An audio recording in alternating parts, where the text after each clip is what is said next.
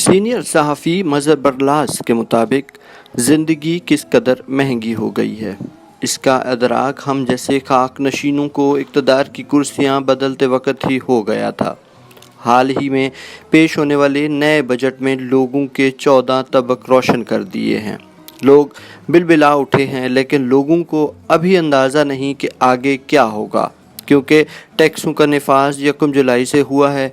जो बिजली के बिल पे अब आएंगे, जो यूटिलिटी बिल्स अब आएंगे, जो महंगाई अब होगी, वो ज़िंदगी को मौत की कश्ती पर बिठा देगी।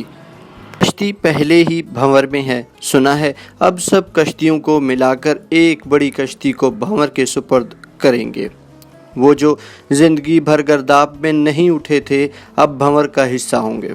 18-20 साल पहले परवेज़ मुशर्रफ ने बिजली बनाने वाली कंपनियों के बारे में बड़ी दिलचस्प बात की थी। एक इंटरव्यू में परवेज़ मुशर्रफ ने कहा था कि इसमें बड़ा पैसा मिलता है। मसलन एक बिजली बनाने वाली कंपनी मेरे पास आए और कहे कि 1 सेंट कीमत बढ़ा दें, मैं इसे 6 से 7 सेंट कर दूं, तो वो मुझे 1 अरब रुपए फ़ौरन दे देगी।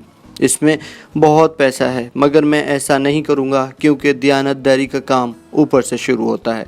साबिक सदर परवेज़ मुशर्रफ की गुफ्तगू का जायज़ा लिया जाए तो ये अंदाज़ा करना मुश्किल नहीं कि बिजली महंगी करने से किस किस को कितना कितना फ़ायदा होता है। सियाने कहते हैं, देग का एक चावल चख लेने से जायके का अंदाज़ा हो जाता है।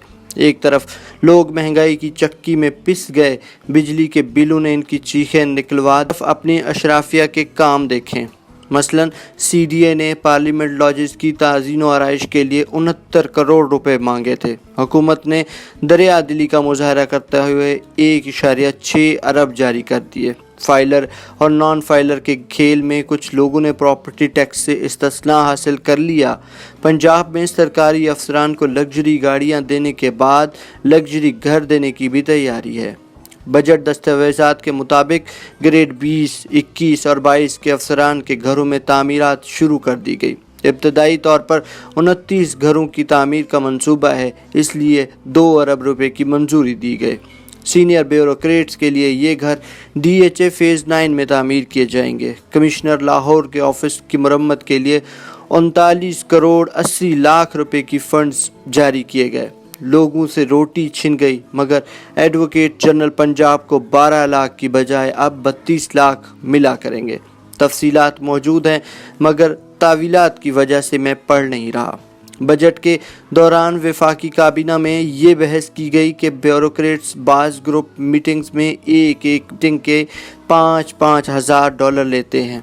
आपस की बात है, इतना तो अंग्रेज़ भी बरे सगीर से लूट कर नहीं गए थे जितना हमारे लोग लूट कर इंग्लैंड और दुबई ले गए हैं।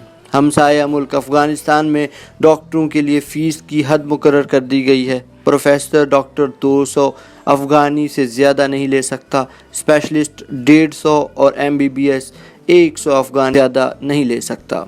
नोटिफिकेशन जारी करते वक्त लिख दिया गया है, जिसने भी खिलाफ वर्जी की इसका क्लिनिक सील कर दिया जाएगा।